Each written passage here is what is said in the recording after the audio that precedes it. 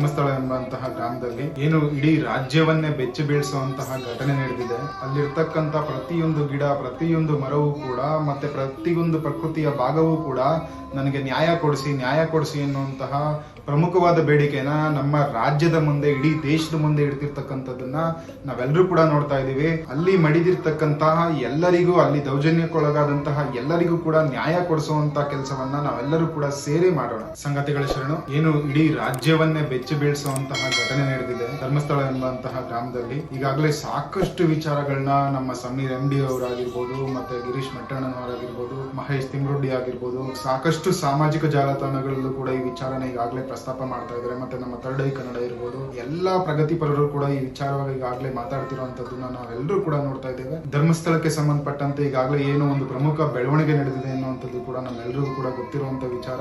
ಮತ್ತೆ ಆ ಒಂದು ಘಟನೆಗೆ ಸಂಬಂಧಪಟ್ಟಂತೆ ಏನೆಲ್ಲ ಆಗ್ತಾ ಇದೆ ಅನ್ನುವಂಥದ್ದನ್ನ ನಾವೆಲ್ಲರೂ ಕೂಡ ಈಗಾಗಲೇ ನೋಡ್ತಾ ಇದೀವಿ, ಕೇಳ್ತಾ ಇದೀವಿ. ಪ್ರತಿಯೊಬ್ಬರು ಕೂಡ ಈ ಒಂದು ಘಟನೆಯ ಬಗ್ಗೆ ಸಾಕಷ್ಟು ವಿಚಾರಗಳನ್ನ ಅವ್ರದೇ ರೀತಿಯಲ್ಲಿ ನಮ್ಮೆಲ್ಲರ ಬಳಿ ಹಂಚ್ಕೊಂತಾ ಇರುವಂತದ್ದನ್ನ ನಾವೆಲ್ಲರೂ ಕೂಡ ಈಗಾಗಲೇ ನೋಡ್ತಾ ಇದ್ದೇವೆ. ಇಡೀ ರಾಜ್ಯವೇ ಬೆಚ್ಚಿ ಬೀಳಿಸುವಂತಹ, ಇಡೀ ದೇಶವೇ ಬೆಚ್ಚಿ ಬೀಳಿಸುವಂತಹ, ಇಡೀ ವಿಶ್ವವೇ ಬೆಚ್ಚಿ ಬೀಳಿಸುವಂತಹ ಆ ಘಟನೆಗಳ ಬಗ್ಗೆ ಈಗಾಗಲೇ ಸಾಕಷ್ಟು ಮಾಹಿತಿಗಳನ್ನ ನೀವೆಲ್ಲರೂ ಕೂಡ ಪಡ್ಕೊಂಡಿದ್ದೀರಿ ಅನ್ನುವಂಥದ್ದು ನಮ್ಗೆ ಗೊತ್ತಿರ್ತಕ್ಕಂಥ ವಿಚಾರ. ಆದ್ರೆ ಈಗ ನಾನ್ ಹೇಳಲಿಕ್ಕೆ ಬಂದಿರತಕ್ಕಂತ ಪ್ರಮುಖವಾದ ವಿಚಾರ ಏನು ಅಂತ ಹೇಳಿದ್ರೆ, ಈ ಪ್ರಕರಣಕ್ಕೆ ಸಂಬಂಧಪಟ್ಟಂತೆ ಈಗಾಗಲೇ ದಕ್ಷಿಣ ಕನ್ನಡ ಜಿಲ್ಲೆಯ SP ಅವರು ಬಹಳ ಅತ್ಯುತ್ತಮವಾಗಿ ಕಾರ್ಯನಿರ್ವಹಿಸ್ತಾ ಈ ಪ್ರಕರಣವನ್ನ ಭೇದಿಸಲಿಕ್ಕೆ ಬೇಕಾಗಿರ್ತಕ್ಕಂಥ ಎಲ್ಲಾ ಕಾನೂನು ಕ್ರಮಗಳನ್ನ ಕೂಡ ಕೈಗೊಂಡಿದ್ದಾರೆ ಅಂತ ನಮ್ಮೆಲ್ಲರಿಗೂ ಕೂಡ ಗೊತ್ತಿರೋ ವಿಚಾರ. ಅವ್ರಿಗೆ ನಿಜವಾಗಿ ಕೂಡ ಅಪ್ರಿಶಿಯೇಟ್ ಮಾಡೋಣ. 2 ವರ್ಷಗಳ ಕಾಲ ಸಾಕ್ಷಿಗಳಿಲ್ಲ ಅನ್ನುವಂತ ಒಂದೇ ಕಾರಣಕ್ಕೆ ಅನ್ಯಾಯಕ್ಕೆ ಒಳಗಾದಂತಹ ಮತ್ತೆ ದೌರ್ಜನ್ಯಕ್ಕೆ ಒಳಗಾದಂತಹ ಎಷ್ಟೋ ಜನರಿರುವಂತದನ್ನು ಕೂಡ ನಾವೆಲ್ಲರೂ ಕೂಡ ನೋಡಿದ್ದೇವೆ. ಸರ್ಕಾರದ ಮುಂದೆ ನಾವು ಈಗ ಇಡಬೇಕಾದಂತಹ ಪ್ರಮುಖ ಬೇಡಿಕೆಗಳು ಏನು ಅಂತ ಹೇಳಿದ್ರೆ, ಈ ಒಂದು ಪ್ರಕರಣಕ್ಕೆ ಸಂಬಂಧಪಟ್ಟಂತೆ ಎಲ್ಲ ಸಮಸ್ತ ನಾಡಿನ ಪರವಾಗಿ ಮತ್ತು ಎಲ್ಲ ಮಹಿಳೆಯರ ಪರವಾಗಿ ಮತ್ತೆ ಆ ಒಂದು ಸ್ಥಳದಲ್ಲಿ ಅನ್ಯಾಯಕ್ಕೊಳಗಾಗಿರ್ತಕ್ಕಂಥ ಎಲ್ಲರ ಪರವಾಗಿ, ಕರ್ನಾಟಕ ರಾಜ್ಯದ ಸಮಸ್ತ ಜನರ ಪರವಾಗಿ ಒಂದು ಈ ಪ್ರಕರಣಕ್ಕೆ ಸಂಬಂಧಪಟ್ಟಂತೆ ಫ್ಯಾಕ್ಟ್ ಫೈಂಡಿಂಗ್ ಕಮಿಟಿನ ಮಾಡಬೇಕು. ಆ ಫ್ಯಾಕ್ಟ್ ಫೈಂಡಿಂಗ್ ಕಮಿಟಿನಲ್ಲಿ ಮುಖ್ಯಮಂತ್ರಿಗಳು ಈ ಫ್ಯಾಕ್ಟ್ ಫೈಂಡಿಂಗ್ ಕಮಿಟಿಯ ಅಧ್ಯಕ್ಷ ಆಗಿರ್ಬೇಕು. ಮತ್ತೆ ಇದರಲ್ಲಿ ಈ ಕಮಿಟಿನಲ್ಲಿ ಇಬ್ಬರು ED ಅಧಿಕಾರಿಗಳಿರ್ಬೇಕು, ಇಬ್ಬರು CBI ಅಧಿಕಾರಿಗಳಿರ್ಬೇಕು, ಸಮಾಜ ಸೇವೆಯಲ್ಲಿ ತೊಡಗಿಸಿಕೊಂಡಂತಹ ಇಬ್ಬರು ವ್ಯಕ್ತಿಗಳಿರ್ಬೇಕು, ಮತ್ತೆ ಮಹಿಳಾ ಆಯೋಗದ ಇಬ್ಬರು ಸದಸ್ಯರಿರ್ಬೇಕು. ಇಷ್ಟು ತಂಡವನ್ನ ಒಳಗೊಂಡು ಒಂದು ಫ್ಯಾಕ್ಟ್ ಫೈಂಡಿಂಗ್ ಕಮಿಟಿನ ರಚನೆ ಮಾಡಬೇಕು ಈ ಕೂಡಲೇ ಸರ್ಕಾರಕ್ಕೆ ಅಂತ ಒತ್ತಾಯಿಸೋಣ. ಈ ಫ್ಯಾಕ್ಟ್ ಫೈಂಡಿಂಗ್ ಕಮಿಟಿ ಯಾಕೆ ಅಂತ ಹೇಳಿದ್ರೆ, ಈಗಾಗಲೇ ನಡೀತಿರ್ತಕ್ಕಂಥ ತನಿಖೆಗೆ ಮತ್ತಷ್ಟು ಸಾಕ್ಷಿಗಳನ್ನ, ಮತ್ತಷ್ಟು ಆಧಾರಗಳನ್ನ ಸೇರಿಸುವಂತ ಕೆಲಸಕ್ಕೆ, ಮತ್ತೆ ಆ ಪ್ರಕರಣ ಯಾವುದೇ ಕಾರಣಕ್ಕೂ ದಿಕ್ತಪ್ಪಾರ್ದು ಅನ್ನೋ ಒಂದು ಕಾರಣಕ್ಕೆ ಈ ಒಂದು ಫ್ಯಾಕ್ಟ್ ಫೈಂಡಿಂಗ್ ಕಮಿಟಿನ ರಚನೆ ಮಾಡಬೇಕು ಅನ್ನುವಂತ ಬೇಡಿಕೆ. ಮತ್ತೊಂದು ಪ್ರಮುಖವಾದ ಬೇಡಿಕೆ ಏನು ಅಂತ ಹೇಳಿದ್ರೆ, ಈಗಾಗಲೇ ಈ ಪ್ರಕರಣಕ್ಕೆ ಸಂಬಂಧಪಟ್ಟಂತೆ ಒಬ್ಬೊಬ್ಬರು ಒಂದೊಂದು ವಿಭಿನ್ನ ರೀತಿಯಲ್ಲಿ ಅವರವ್ರದೇ ಆದಂತ ವಿಶ್ಲೇಷಣೆಗಳನ್ನ ಕೊಡ್ತಾ ಇದ್ದಾರೆ. ಮತ್ತೆ ಬೇರೆ ಬೇರೆ ವಿಚಾರಗಳು ಇಲ್ಲದೆ ಇದ್ರು ಕೂಡ ಅವರವರ ಕಾಲ್ಪನಿಕವಾಗಿ ಒಂದು ವಿಚಾರಗಳನ್ನ ಹಬ್ಬಿಸುವಂತ ಕೆಲಸ ಮಾಡ್ತಿದ್ದಾರೆ.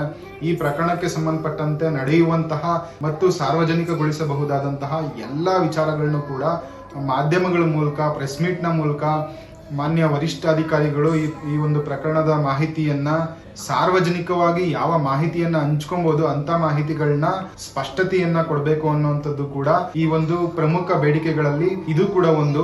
ಈ ಒಂದು ಪ್ರಕರಣಕ್ಕೆ ಸಂಬಂಧಪಟ್ಟಂತೆ ಪ್ರಮುಖ ಮತ್ತು 3ನೇ ಬೇಡಿಕೆ ಏನು ಅಂತ ಹೇಳಿದ್ರೆ, ಇಷ್ಟು ದಿನಗಳ ಕಾಲ ಆ ಒಂದು ಸ್ಥಳದಲ್ಲಿ ಯಾರ್ಯಾರು ನಾಪತ್ತೆ ಆಗಿದ್ದಾರೆ, ಮತ್ತೆ ಯಾರು ಕುಟುಂಬಸ್ಥರು ಪೊಲೀಸ್ ಕಂಪ್ಲೇಂಟ್ ನ ಕೊಡ್ಲಿಕ್ಕೆ ಹೋದಾಗ ಕಂಪ್ಲೇಂಟ್ ನ ತಗೊಂಡಿಲ್ಲ, ಆ ಒಂದು ಸ್ಥಳದಲ್ಲಿ ಅನ್ಯಾಯಕ್ಕೊಳಗಾದವರಿಗೋಸ್ಕರ, ಆ ಒಂದು ಸ್ಥಳದಲ್ಲಿ ಇಂತಹ ದೌರ್ಜನ್ಯಗಳಿಗೆ ಒಳಪಟ್ಟವರಿಗೋಸ್ಕರ ಒಂದು ವಿಶೇಷವಾದ ಸಹಾಯವಾಣಿನ ತೆಗಿಬೇಕು. ಆ ಸಹಾಯವಾಣಿ ಮೂಲಕ ದೂರನ್ನ ದಾಖಲಿಸಿಕೊಳ್ಳುವಂತ ಕೆಲಸವನ್ನ ಸರ್ಕಾರ ಮಾಡಬೇಕು. ಈ ಕೂಡಲೇ ಅದನ್ನು ಕೂಡ ಮಾಡಬೇಕು ಅನ್ನುವಂತ ಪ್ರಮುಖವಾದ ಬೇಡಿಕೆನೂ ಕೂಡ ಇಡಬೇಕಾಗುತ್ತೆ. ಮತ್ತೊಂದು ಪ್ರಮುಖವಾದ ಬೇಡಿಕೆ ಮತ್ತೆ 4ನೇ ಬೇಡಿಕೆ ಏನು ಅಂತ ಹೇಳಿದ್ರೆ, ಈ ಪ್ರಕರಣಕ್ಕೆ ಸಂಬಂಧಪಟ್ಟಂತೆ ಯಾರು ದೂರುದಾರರ ಮಾಹಿತಿಯನ್ನ ಬಹಿರಂಗ ಪಡಿಸ್ತಾರೆ ಅಂತವರ ವಿರುದ್ಧ ಕಠಿಣ ಕ್ರಮಗಳನ್ನ ಕೈಗೊಳ್ಳಬೇಕು. ಮತ್ತೆ ಯಾರು ಈಗಾಗಲೇ ಸಾಮಾಜಿಕ ಜಾಲತಾಣಗಳಲ್ಲಿ ಒಂದು ಅನಾಮಧೇಯ ವ್ಯಕ್ತಿಯ ವಿರುದ್ಧವಾಗಿ ಬರೆದಿದ್ದಾರೆ, ಅವರ ಊರಿನ ವಿಳಾಸದ ಸಮೇತವಾಗಿ ಅವರ ಫೋಟೋವನ್ನು ಕೂಡ ಸಾಮಾಜಿಕ ಜಾಲತಾಣಗಳಲ್ಲಿ ಹಾಕ್ತಿರುವಂತದನ್ನ ನಾವೆಲ್ಲರೂ ಕೂಡ ನೋಡ್ತಾ ಇದ್ದೇವೆ. ಯಾರು ಒಂದು ಆ ಮಾಹಿತಿನ ಬಹಿರಂಗ ಪಡಿಸ್ತಾರೆ ಅಂತವ್ರನ್ನು ಕೂಡ ಈ ಕೂಡಲೇ ಬಂಧಿಸುವಂತ ಕೆಲಸ ಮಾಡಬೇಕು.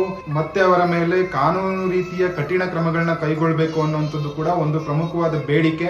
ಈ ಪ್ರಕರಣಕ್ಕೆ ಸಂಬಂಧಪಟ್ಟಂತೆ ಸಾರ್ವಜನಿಕರ ಅಂದ್ರೆ ನಮ್ಮ ನಿಮ್ಮೆಲ್ಲರ ಜವಾಬ್ದಾರಿಗಳೇನಿರಬೇಕು ಅಂತ ಹೇಳಿದ್ರೆ, ಇಲ್ಲಿ ಪ್ರಸ್ತಾಪ ಮಾಡಿದಂತಹ ಅಷ್ಟು ಸಂಗತಿಗಳನ್ನ ಸರ್ಕಾರ ಆದಷ್ಟು ಬೇಗ ಮಾಡಬೇಕು ಅನ್ನುವಂಥದ್ದು, ಮತ್ತು ಈ ಪ್ರಕರಣಕ್ಕೆ ಸಂಬಂಧಪಟ್ಟಂತೆ ನಾವು ಏನ್ ಇಷ್ಟು ದಿನಗಳ ಕಾಲ ಸೌಜನ್ಯಳಿಗೆ ನ್ಯಾಯ ಸಿಗ್ಬೇಕು, ಆ ಒಂದು ಸ್ಥಳದಲ್ಲಿ ಮಡಿದಂತಹ ಎಲ್ಲರಿಗೂ ಕೂಡ ನ್ಯಾಯ ಸಿಗ್ಬೇಕು ಅಂತ ಹೇಳಿದ್ರೆ ಸರ್ಕಾರದ ಮೇಲೆ ಹೆಚ್ಚಿನ ಒತ್ತಡನ ಏರಿ ಆದಷ್ಟು ಬೇಗ ಈ ಪ್ರಕರಣಕ್ಕೆ ಸಂಬಂಧಪಟ್ಟಂತೆ ನ್ಯಾಯ ದೊರಕಿಸಲಿಕ್ಕೆ ಬೇಕಾದಂತಹ ಎಲ್ಲಾ ಪ್ರಕ್ರಿಯೆಗಳನ್ನು ಕೂಡ ಆದಷ್ಟು ಬೇಗ ಮುಗಿಸ್ಬೇಕು ಅನ್ನುವಂತಹ ಮನವಿಯನ್ನ ಸರ್ಕಾರಕ್ಕೆ ಸಲ್ಲಿಸೋಣ ಅಂತ ಈ ಮೂಲಕ ತಮ್ಮೆಲ್ಲರಲ್ಲೂ ಕೂಡ ವಿನಂತಿ ಮಾಡ್ತಾ ಇದ್ದೇನೆ. ಎಲ್ಲಾ ದೌರ್ಜನ್ಯಗಳಿಗೂ ಕೂಡ ಸಾಕ್ಷಿಯಾಗಿ ಬಂದಿರತಕ್ಕಂತಹ ಆ ಅನಾಮಧೇಯ ವ್ಯಕ್ತಿಯ ಪರವಾಗಿ ಮತ್ತೆ ಅವರಿಗೆ ಬೆಂಬಲವಾಗಿ ನಾವೆಲ್ಲರೂ ಕೂಡ ಇದ್ದೇವೆ ಅನ್ನುವಂಥದ್ದನ್ನ ಒಗ್ಗಟ್ಟಿನ ಒಕ್ಕೊರಳಿನಿಂದ ನಾವೆಲ್ಲರೂ ಕೂಡ ಅವರಿಗೆ ತಿಳಿಸುವಂತಹ ಕೆಲಸವನ್ನು ಕೂಡ ಮಾಡೋಣ.